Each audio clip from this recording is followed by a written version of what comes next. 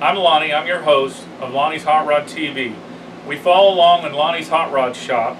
It's unscripted, it's real hot rod building at its core. There's no drama, there's no hair, there's no makeup, there's not a crew of 20 that come out of the woodwork at night and finish the car.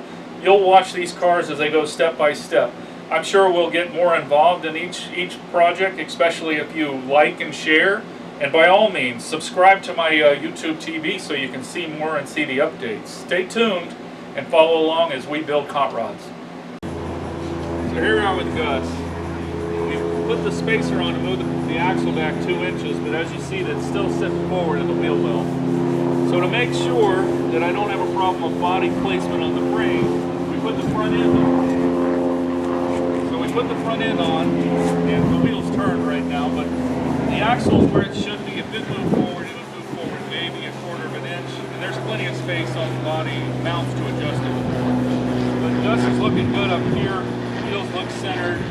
So what we're going to have to do is cut the frame and slide the frame back a couple inches to get that wheel centered. And Gus will be looking really good as far as stance. Obviously we'll do some classic wheels on it, not these S10 wheels. We'll do something that's more of a classic vibe. You know, farm truck look. So stay tuned to Gus.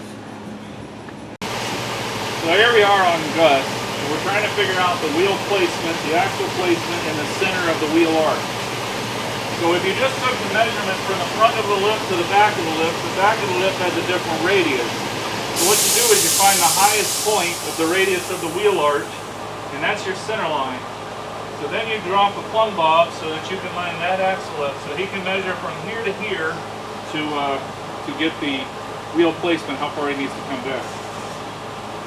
When you put a load in the vehicle, such as the boards and all the stringers and everything that you have to make the bed, there's extra weight, and it actually moves the axle back because it's on a leaf spring. So it's kind of an arch that it moves. When the weight of the bed goes down, the spring moves back. So you have to consider that. So that's why I have German sitting in the bed to get, and if you look there, when he stood up, you can see that it changes just a little bit. And you know, it might only be 1/4 of an inch, but that's something you got to factor in. So that's what we're doing today, is figuring out the wheel arch. Hey, how you doing? So we're back on the Impala 66. The Sniper went to Holley, and they've put a new ECU in it, new wiring on it, and they've sent it back. So basically, if we still have the problem after this, it has to be mechanical in this number 2 cylinder, which we've been, you know, finding some problems with. But, you know, hopefully it is an ECU problem and the problem's solved. So I'll be able to tell you in a little bit. We're installing it right now. So as you recall, we were getting ready to prime or seal. So we've sealed it, and I put 6 coats of white on. We've pretty much color sanded, and I put 3 more coats of white. Then I went to clear, so now I've got, I think, 4 to 5 coats of clear on all these parts that you see in here.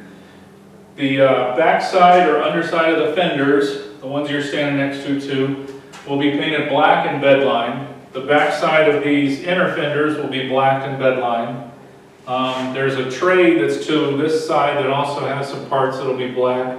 I think this little section right here will be painted a flat black because you'll see that through the radiator grill opening. But everything looks really good.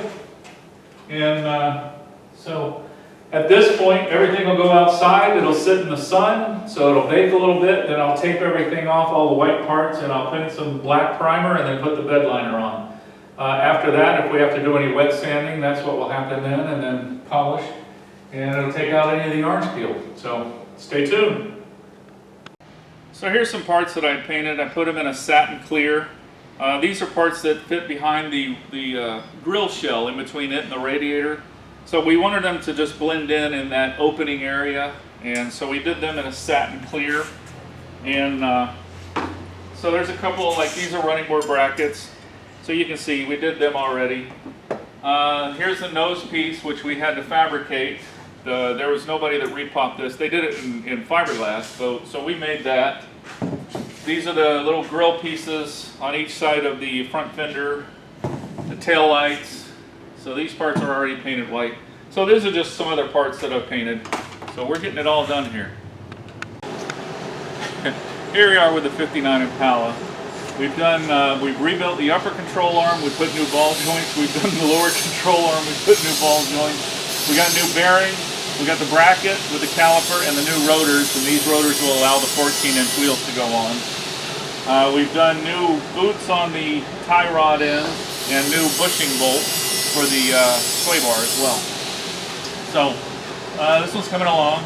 By the way, do you say Impala or Impala? I think with a 59 you got to have a little more, you know, regale, so probably Impala, right? So anyhow, 59's coming along. We've got half of it done, and then we'll have to move on to the back. Stay tuned. So here at Lonnie's Hot Rod Shop, we do a lot of metalworking. We use 16 gauge metal for most of our fabrication. And Bailey Tools is who I use for all my equipment for breaking the metal, shearing the metal, bead rolling, pretty much all the metal work that we have to do, we use Bailey Tools.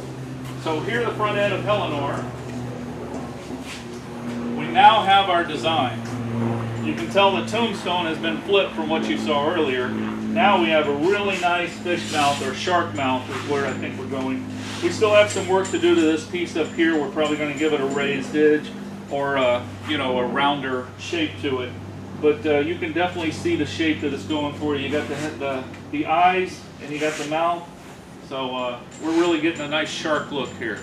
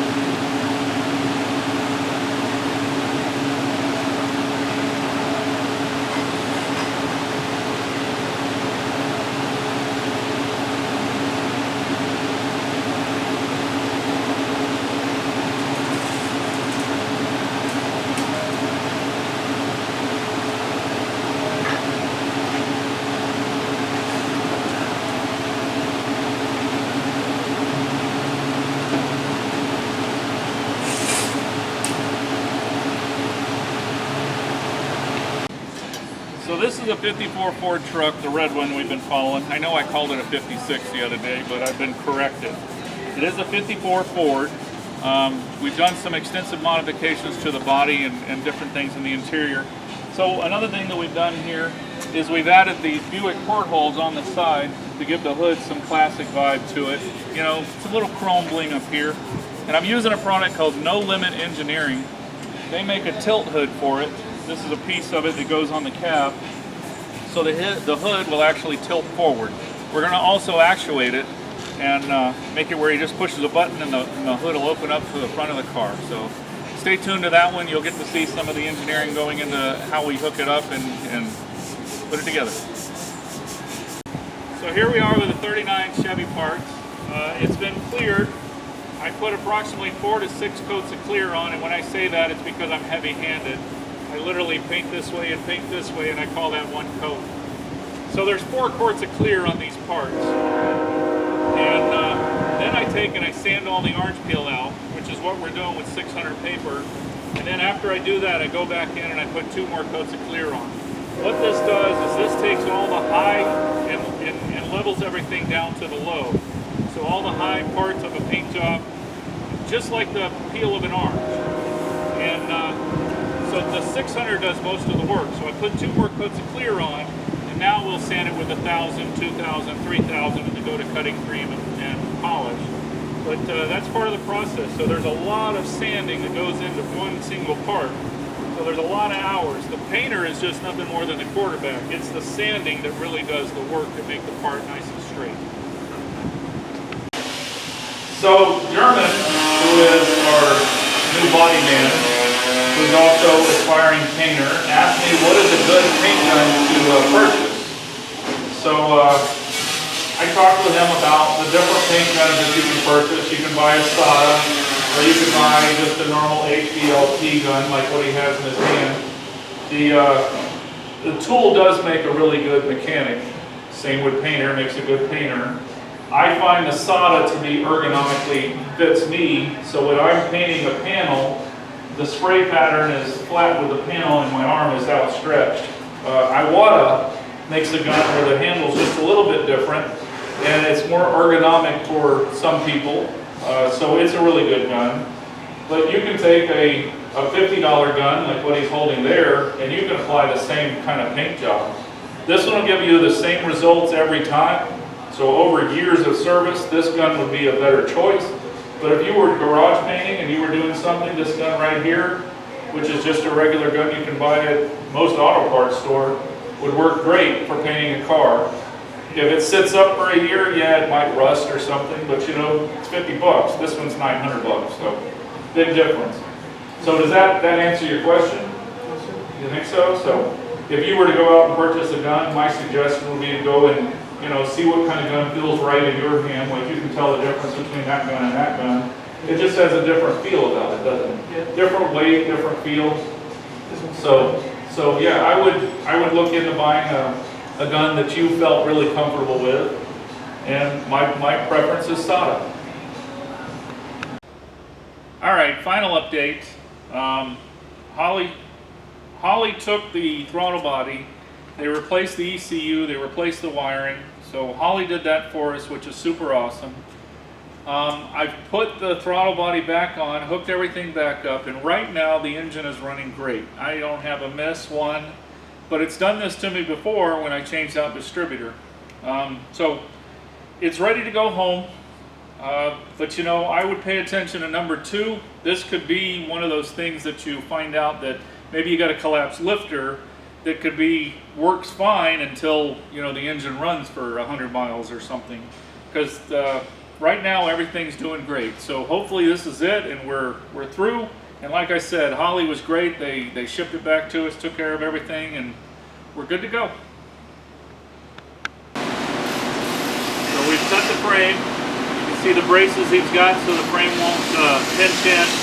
You can see the kickstands he's made so the frame stays nice and level. He's got a piece of angle under the frame so that he can put in the piece that's going to expand it. We have fish plates. We've got a gusset to go inside, so we've got quite a few to extend the frame to get the wheels centered with the wheel wells. Here we are with Gus. Mark and German have successfully moved the frame back, and I'm going to let Mark tell you about what all he's done. I found the center of the wheel well. Found out that the axle was 3.5 inches forward from that point. So what I went and done is cut the frame on both sides, 3.5 inch piece of C-channel weld, put it up there, welded it back in. I think it looks good.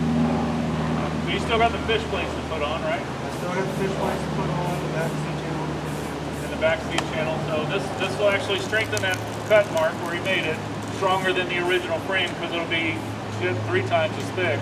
Yeah. But yeah, it now puts the wheel in the proper location. Both front and back are now centered in the wheel openings, and that's what's going to make the truck look right. Not like it's pushed, not like it's not supposed to be there. It's going to make it look like this frame came under this truck. So a nice set of wheels to give it that classic look, and this truck is going to be moving down the street with new suspension.